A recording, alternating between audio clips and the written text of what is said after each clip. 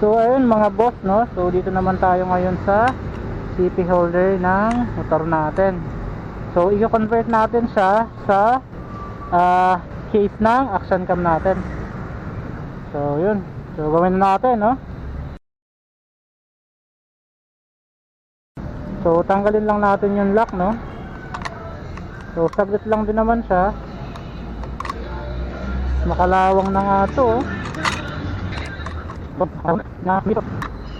So pwede pala, no, ganyan na lang.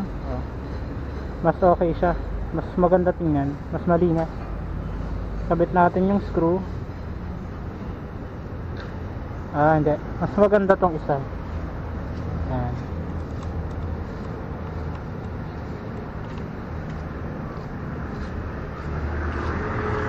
Yan, ganyan lang siya kadali, no. So at na-adjust din naman siya, nakadepende sa inyo kung paano view. Yan. O, diba, okay?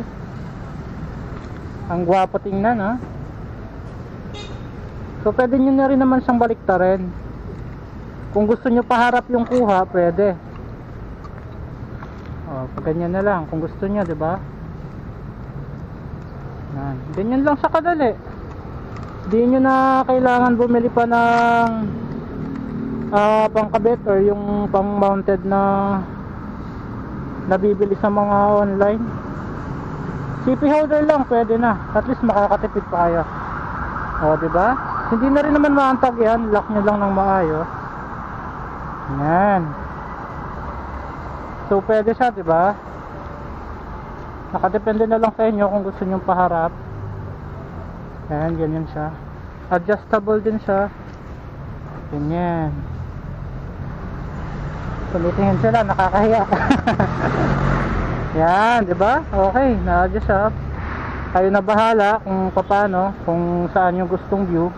Kung sa paharap ba sa inyo yung cam, okay, nakaganyan, ha. Di ba? Pogi. Yan. So ngayon, tatry natin siya, no? Pabiyahe tayo, ikot lang tayo para ma-check natin kung talagang okay siya. Ganda, di ba?